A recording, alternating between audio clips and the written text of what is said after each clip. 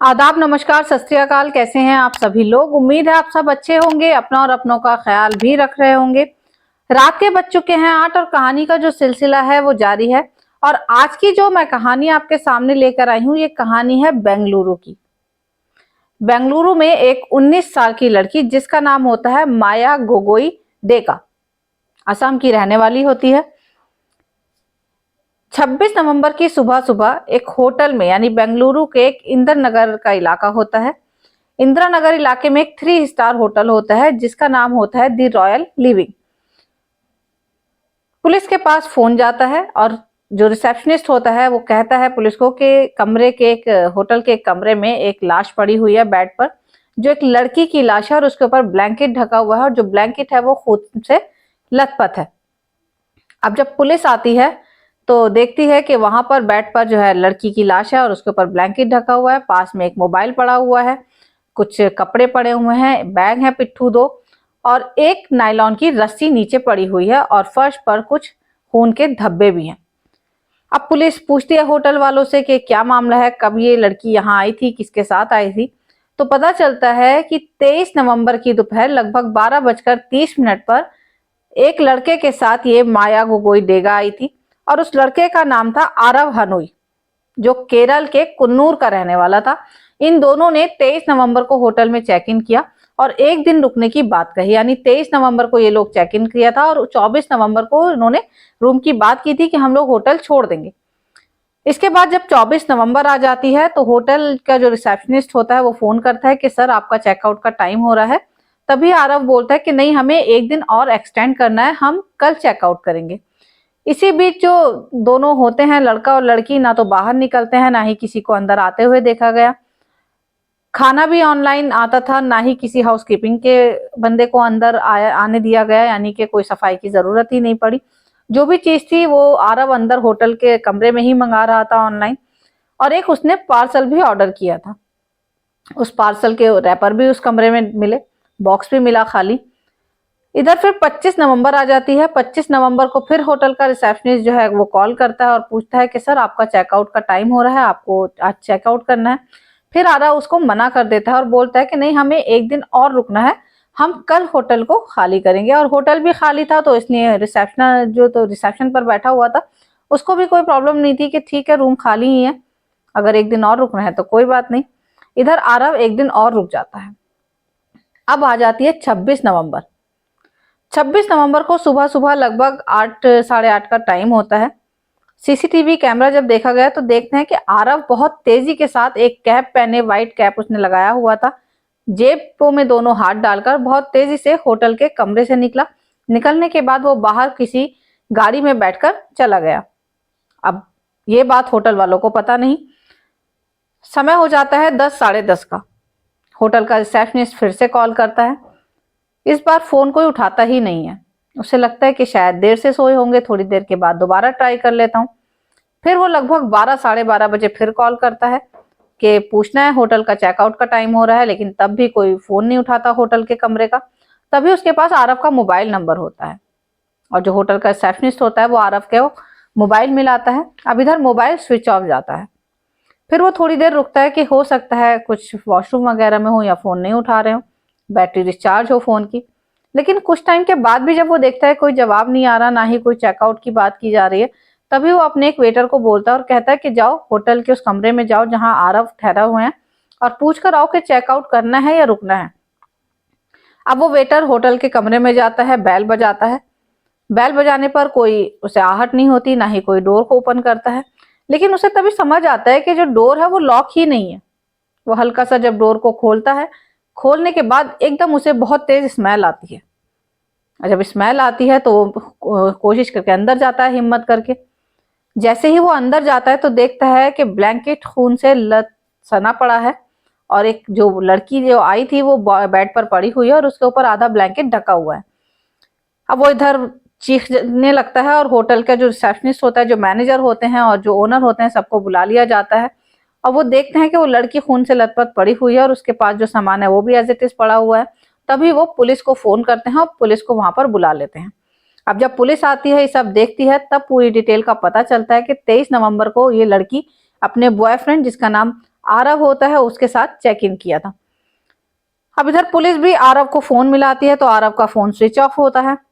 इधर उस लड़की की डिटेल निकाली जाती है कि उसका मोबाइल खोला जाता है। मोबाइल खोला जाता है तो देखा जाता है कि वो 24 नवंबर तक लास्ट उससे कॉल थी, उसके बाद वो फोन स्विच ऑफ हो गया था, बैटरी नहीं थी।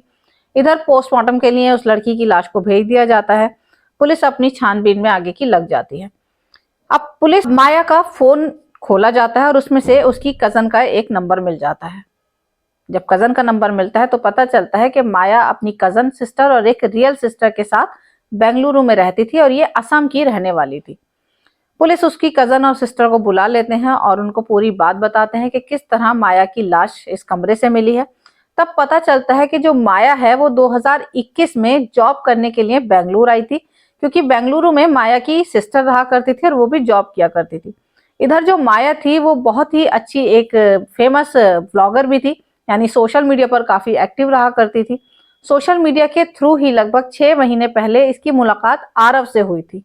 और दोनों में, क्योंकि आजकल ट्रेंड है सोशल मीडिया का काफी और लोग इसी तरह जुड़ते भी हैं, इसी तरह रिलेशनशिप में आते हैं और उन्हें एक दूसरे की बैकग्राउंड का पता ही नहीं होता। कुछ ऐसा ही माया के साथ भी हुआ।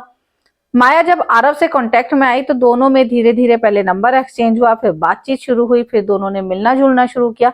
मिलने जुलने के बाद जब दोनों की दोस्ती को 6 महीने हो गए और इस तरह घर वाले भी बस इतनी ही बात जानते थे कि माया का एक फ्रेंड है जो सोशल मीडिया के थ्रू उसके साथ जुड़ा है और दोनों एक दूसरे को पसंद भी करते हैं, घूमते फिरते हैं, आते जाते हैं। इधर माया ने जब 23 नवंबर को वो आरव के साथ होटल पहुंची थी तो अपनी सिस्टर को बोला था कि मेरे ऑफिस की एक पार्टी है और मैं आज रात आ नहीं पाऊंगी, मैं वहीं रुकूंगी। और दूसरे दिन उसने सैटरडे को फिर से एक मैसेज किया, यानी 24 नवंबर को, कि मैं आज भी नहीं आ सकती, मेरे ऑफिस की एक और पार्टी है, मुझे वहीं पर जाना है। ये बात माया की बहन बताती है पुलिस वालों को कि 2 दिन से माया ऑफिस की पार्टी कहकर गई हुई थी और हमें नहीं पता था कि वो आरव के साथ इस होटल में रुकी हुई है। अब पुलिस भी परेशान हो जाती है कि आखिर आरव का नंबर भी बंद है, ढूंढे तो कहाँ ढूंढे। तभी आरव की कॉल डिटेल्स निकाली जाती है, उसकी सारी छानबीन की जाती है फोन की, तो पता चलता है कि आरव ने 26 नवंबर को सुबह लगभग जब वो 8 बजे होटल से निकला तो लास्ट उसका जो फोन ऑन था वो 8:30 तक ऑन था। 8:30 बजे लास्ट उसने एक कैब बुलाई और जो कैब होटल से आरव को रेलवे स्टेशन छोड़ करके गई। जब उस कैब वाले से पूछा गया कि आरव को कहाँ छोड़ा तो उसने भी रेलवे स्टेशन पर छोड़ने की बात कही। इसके बाद फिर से पुलिस उस मौके वारदात पर आती है, उस होटल के कमरे में आती है और सामान को देखना शुरू करती है कि आखिर वारदात किस तरीके से हुई। इधर पोस्टमार्टम रिपोर्ट भी आ जाती है। पोस्टमार्टम रिपोर्ट में आता है कि 10 से ज्यादा चाकू से वार किए गए थे माया के ऊपर, इसी की वजह से ज्यादा खून बहने के कारण उसकी डेथ हो गई थी। अब पुलिस के सामने कई सारे ऐसे सवाल खड़े थे जिनको बहुत ही ज्यादा कश्मकश में डालने वाले थे। एक तो जब मौका वारदात से नायलॉन की रस्सी मिली, जो उसने जो पार्सल आया था वो पार्सल उस नायलॉन की रस्सी का ही था। उस बॉक्स को खोलने पर, देखने पर पता चला कि इसमें वो रस्सी आई थी।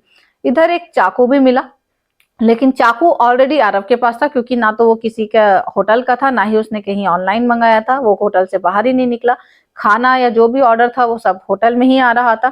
इधर जब पुलिस ने ये देखा कि होटल में एक रस्सी भी, कमरे में रस्सी भी है नायलॉन की, चाकू भी है, लाश भी है और आरव खुद, यानी कि पोस्टमार्टम से पता चला कि 2 दिन 48 घंटे हो चुके हैं माया की डेथ को, तो यानी कि एक डेड बॉडी के साथ आरव 2 दिन तक बहुत ही आराम से उसके साथ लेट रहा था, सो रहा था, बैठ रहा था और उसके पास से खाली जो सिगरेट के स्मोकिंग जो करते हैं उसके खाली रैपर भी मिले, यानी कि वो लाश के पास बैठकर स्मोक कर रहा था।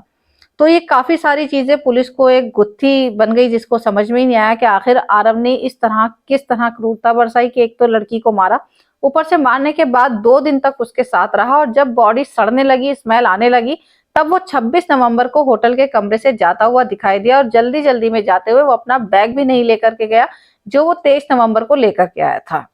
23 नवंबर को एक बैग माया के पास था और एक बैग आरव के पास था, लेकिन जब होटल के कमरे से लाश मिली तो वो दोनों बैग वहीं पर ही कमरे के अंदर थे। अब इधर पुलिस कुन्नूर भी पहुंचती है, क्योंकि जो आरव है वो केरल के कुन्नूर का रहने वाला है। घर वालों से पता चला कि वो ज्यादा पैसे वाला है ही नहीं, वो तो खुद 6 महीने पहले यहाँ पर नौकरी करने के लिए आया था बेंगलुरु में कि कुछ जॉब वॉब मिल जाएगी तो घर के कुछ हालात सुधर जाएंगे। तो पुलिस को घर वालों ने बताया कि अगर उसने ऐसा कांड किया है, इस तरह का कोई अपराध किया है, तो वो ज्यादा दिनों तक पुलिस से छुप नहीं सकता, क्योंकि उसके पास पैसों की बहुत तंगी हो जाएगी, उसके पास पैसे ही नहीं है। अब इधर जो बहुत सारे सवाल हैं वो तभी सुलझ पाएंगे जब आरव पुलिस के हाथ लगेगा। तो ये थी आज की बेंगलुरु की कहानी के किस तरीके से एक सोशल मीडिया पर दो लोग मिलते हैं, मिलने के बाद दोस्ती होती है, मोहब्बत होती है, दोनों में प्यार हो जाता है और उसके बाद एक होटल के कमरे में ले जाकर इतनी दर्दनाक मौत माया को दे दी जाती है। अब इसके पीछे का कारण कोई जेलसी है या किसी और के साथ संबंध है, या ऐसी कौन सी चीज थी जो आरव को अंदर तक झकझोर कर रख दी, जिसने कि वो मारने के बाद, कत्ल करने के बाद भी माया की डेड बॉडी के पास साथ 2 दिन तक रहा उस होटल के कमरे में। तो ये सारे सवाल तभी सुलझ पाएंगे जब आरव पुलिस के हाथ लग जाएगा। तो आगे इस कहानी में और क्या अपडेट होती है, क्या आरव का मोटिव था इसको मारने के पीछे, क्यों उसने ऐसे कत्ल को अंजाम दिया, ये अपडेट लेकर मैं फिर आपके सामने हाजिर हो जाऊंगी। तब तक कोई कहानी अच्छी लगी हो तो चैनल को सब्सक्राइब करें, लाइक करें, कमेंट करें और शेयर करना बिल्कुल भी ना भूलें। कल फिर आपसे एक नई कहानी के साथ मुलाकात होगी, तब तक के लिए गुड नाइट।